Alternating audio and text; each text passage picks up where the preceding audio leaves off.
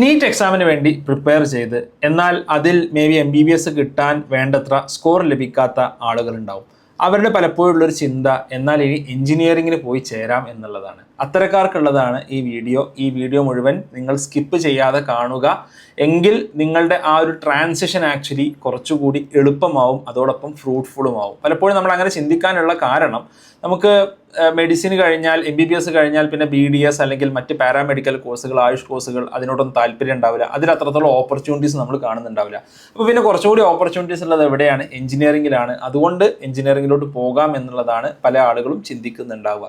പക്ഷേ ഒരു right aptitude ഇല്ലാത്ത, അല്ലെങ്കിൽ ആ ഒരു എഞ്ചിനീയറിംഗിന് വേണ്ട സ്കിൽ സെറ്റ് ഇല്ലാത്ത ആളുകൾ എഞ്ചിനീയറിംഗിൽ എത്തിയാൽ അത് കുറച്ച് പ്രയാസകരമായിട്ടുള്ള കാര്യമാണ് എന്നുള്ള ഒരു വാസ്തവം നമ്മൾ മനസ്സിലാക്കണം. എഞ്ചിനീയറിംഗിൽ ഇപ്പോൾ നമ്മൾ KTUവിൻ്റെ പാസ് റേറ്റ് എടുത്ത് നോക്കിയാൽ ഏകദേശം 53% ആളുകളാണ് engineering exam, final semester exam പാസ്സാവുന്നത്. എന്തുകൊണ്ടാണ് ഇത്രയധികം ആളുകൾ അവിടെ പാസ്സാവാത്തത്? അവരൊക്കെ ബുദ്ധിയില്ലാത്ത കുട്ടികളായതുകൊണ്ടോ, അവരാരും മിടുക്കരല്ലാത്തത് കൊണ്ടോ, അവർക്ക് +2നോ മറ്റ് എൻട്രൻസ് പരീക്ഷകൾക്കോ മാർക്കില്ലാത്തതോ കൊണ്ടോ അല്ല.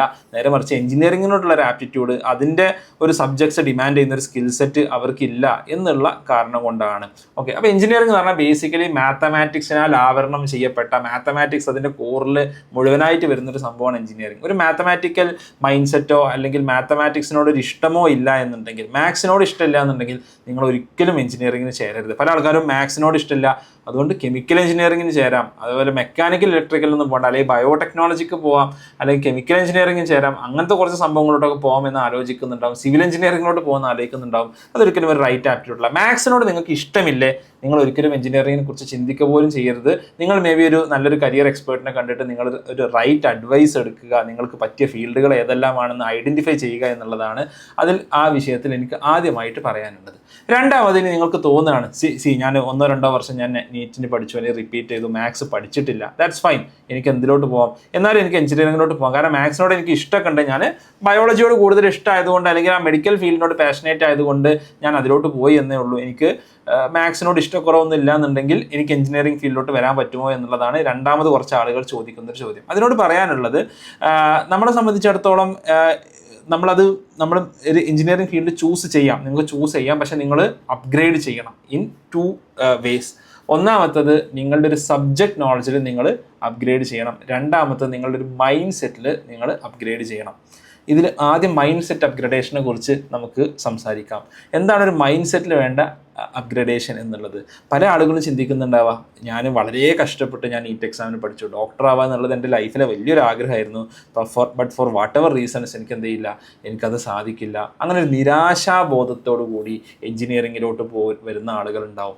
അപ്പോൾ അവരോട് എനിക്ക് പറയാനുള്ളത്, ആ നിരാശാബോധം ആദ്യം നിങ്ങൾ മാറ്റിവെക്കണം. വളരെ ഡൈനാമിക് ആയിട്ടുള്ളൊരു ഫീൽഡിലോട്ടാണ് നിങ്ങൾ കടന്നു വരുന്നത്. അവിടെ നിരാശയോട് കൂടി കടന്നു വന്ന് ചിലപ്പോൾ നിങ്ങളുടെ ഫ്രണ്ട്സൊക്കെ ഏതെങ്കിലും മെഡിക്കൽ കോളേജിലൊക്കെ പോയിട്ട് അവരവിടെ കൂട്ടിട്ട് ചെത്തിട്ട് നിൽക്കുന്ന സ്റ്റാറ്റസൊക്കെ കണ്ടാൽ നിങ്ങളിങ്ങനെ ഡൗൺ ആകും എന്നുണ്ടെങ്കിൽ അത് നിങ്ങൾക്ക് ഈ 4 വർഷത്തെ കോഴ്സ് വേസ്റ്റ് ആക്കുകയാണ് ചെയ്യുക. നിങ്ങൾ ഉദ്ദേശിക്കുന്ന ഓപ്പർച്യൂണിറ്റീസ് ഒന്നും നിങ്ങൾക്ക് കിട്ടാൻ പോകുന്നില്ല എന്ന് മനസ്സിലാക്കുക, especially because of your mind set.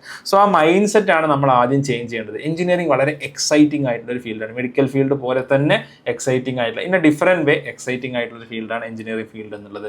ഇവിടെ ഒരുപാട് ഓപ്പർച്യൂണിറ്റീസ് നമ്മളെ കാത്തിരിക്കുന്നുണ്ട്, provided we have the right mindset. അപ്പോൾ നമ്മൾ ഫോർ വാട്ട് എവർ റീസൺസ്, ഇതിൽ ദൈവവിശ്വാസികളായിട്ടുള്ള ആൾക്കാരുണ്ടാവും, അവർക്ക് വിശ്വസിക്കാം എന്ത്, ദൈവം എന്നെ ഇവിടെ എത്തിച്ചിട്ടുണ്ട് അല്ലേ. അപ്പോൾ ആ രീതിയിലാണ് ഞാൻ എന്ത് ചെയ്തിട്ടുള്ളത്, ഞാൻ പോകുന്നത്. എന്നെ ഇവിടെ പല കാരണങ്ങളിൽ എത്തിച്ചിട്ടുണ്ട്, എനിക്ക് റൈറ്റ് ആയിട്ടുള്ള ഫീൽഡാണ് എന്നുള്ള ഉത്തമ വിശ്വാസത്തോട് കൂടിയിട്ട് നിങ്ങൾ ഇത് തിരഞ്ഞെടുക്കുക എന്നാണ് എനിക്ക് പറയാനുള്ളത്. എന്നാൽ ഈ വിശ്വാസം, ഈ മൈൻഡ് സെറ്റിലെ ചേഞ്ചോ മാത്രം മതിയോ? ഈ മൈൻഡ് സെറ്റ് എന്ന് പറയുമ്പോൾ അവിടെ നമ്മൾ മനസ്സിലാക്കേണ്ടത്, ഒരു ഡോക്ടർ എന്ന് പറഞ്ഞാൽ ഞാൻ എപ്പോഴും കണ്ടിട്ടുള്ളത് വളരെ ഇമ്മേഴ്സീവ് ആയിരിക്കും അവരുടെ ഒരു പ്രൊഫഷനിലോട്ട്. അതായത് ഒരു ഡോക്ടറെ സംബന്ധിച്ചിടത്തോളം അവർ അപ്പോൾ ഒരു മെഡിക്കൽ കോളേജിൽ പോകുന്നു. ഇപ്പോൾ എൻ്റെ ഫാമിലി തന്നെ ഒരുപാട് ഡോക്ടേഴ്സ് ഉണ്ട്, നിങ്ങൾക്കറിയാം. അവരൊക്കെ എന്ന് പറഞ്ഞാൽ ഒരു 24/7 ആ കാര്യത്തെക്കുറിച്ച് ചിന്തിച്ചുകൊണ്ടിരിക്കുക. കാരണം അതല്ലാത്തൊരു ലോകം അവർക്കില്ല. ഭൂരിഭാഗം ആളുകൾക്കും, എല്ലാ ഡോക്ടർമാരും അങ്ങനെയൊന്നല്ല, 95% ആളുകളെ സംബന്ധിച്ചിടത്തോളം. കാരണം അവരെപ്പോഴും കാണുന്നത് ഹോസ്പിറ്റലാണ്, പേഷ്യൻസ് ആണ്, രോഗങ്ങളാണ്, അതിൻ്റെ സ്റ്റഡീസാണ്. അപ്പോൾ മുഴുവൻ സമയം അവരെ അതിനെക്കുറിച്ചായിരിക്കും ചിന്തിച്ചുകൊണ്ടേ ഇരിക്കുക. എന്നാൽ എഞ്ചിനീയറിംഗ് ആസ്പിറൻസിനെ സംബന്ധിച്ചിടത്തോളം എഞ്ചിനീയറിംഗിലോട്ട് മാത്രം നമ്മൾ പോയിട്ട് കാര്യമില്ല. അതിന് ചുറ്റും ഒരുപാട് ആക്ടിവിറ്റീസ്, ഒരുപാട് extra curricular, co curricular activities ഒക്കെ നടക്കും. അതിലോട്ട് ഫീൽഡിലോട്ടൊക്കെ ഇൻവോൾവ് ആയാലേ നമുക്ക് നല്ലൊരു എഞ്ചിനീയർ ആകാൻ പറ്റുള്ളൂ. എന്നാലും ഡോക്ടർ ആവണമെന്നുണ്ടെങ്കിൽ നിങ്ങൾ നല്ലൊരു അക്കാഡമിഷ്യനും നിങ്ങളുടെ ക്ലിനിക്സിൽ നന്നായിട്ട് പെർഫോം ചെയ്താൽ നിങ്ങൾക്ക് നല്ലൊരു ഡോക്ടർ ആകാൻ പറ്റും. പക്ഷേ നല്ലൊരു എഞ്ചിനീയർ ആവണമെന്നുണ്ടെങ്കിൽ അതുപോലെയല്ല, നിങ്ങൾ ചുറ്റുള്ള കാര്യങ്ങളിലൊക്കെ നിങ്ങൾ ഇടപെടണം. അതുകൊണ്ടാണ് ഈ മൈൻഡ് സെറ്റ് വളരെ പ്രധാനമാണെന്ന് പറയുന്നത്. രണ്ടാമതിൽ നിങ്ങൾ എന്താ ചെയ്യേണ്ടത്? നിങ്ങൾ അങ്ങനെ തീരുമാനിച്ചു, നിങ്ങൾ അങ്ങനെ ഒരു പോസിറ്റീവ് മൈൻഡ് സെറ്റോട് കൂടിയാണുള്ളത്, നിങ്ങൾക്ക് ഓക്കെയാണ്, മാത്സ് ഒക്കെ ഓക്കെയാണ്, നിങ്ങൾ നിർബന്ധമായിട്ടും അപ്ഗ്രേഡ് ചെയ്യണം. എന്തൊക്കെ വിഷയത്തിൽ? ഒന്ന്, നിങ്ങളുടെ മാത്തമാറ്റിക്സ് നിങ്ങൾ പൊടി തട്ടിയെടുക്കണം. എഞ്ചിനീയറിംഗിൽ ഫസ്റ്റ് ഇയറിൽ തന്നെ നിങ്ങൾക്ക് 1-2 സബ്ജക്റ്റുകൾ മാത്സ് മാത്രമല്ല തൊടുന്നിടത്തൊക്കെ മാത്സിൻ്റെ അപ്ലിക്കേഷൻസ് പഠിക്കാനുണ്ടാവും. എസ്പെഷ്യലി കാൽക്കുലസും ട്രിഗണോമെട്രി ഒക്കെ നിരന്തരം വന്നുകൊണ്ടേയിരിക്കും. അപ്പോൾ നിങ്ങൾ റിപ്പീറ്റ് ചെയ്യാൻ പോയ ഒരാളാണെന്നുണ്ടെങ്കിൽ നിങ്ങൾക്ക് ചിലപ്പോൾ ഇതിൽ ടച്ച് ഉണ്ടാവില്ല. നിങ്ങൾ വളരെ ബേസിക് ആയിട്ടുള്ള കാര്യങ്ങൾ വരെ ചിലപ്പോൾ മറന്നു പോയിട്ടുണ്ടാവാം. It's quite natural.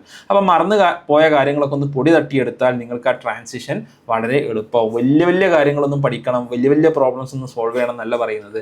കാൽക്കുലസിൻ്റെയും ട്രിഗണോമെട്രിയുടെയും ആൾജിബ്രയുടെ ഒക്കെ ബേസിക്സ് നമ്മളൊന്ന് എഴുതി മനസ്സിലാക്കി നോക്കണം. +2 NCERT നമ്മളൊന്ന് നോക്കണം എന്നുള്ളതാണ് അതിലൊന്നാമതായി പറയാനുള്ളത്.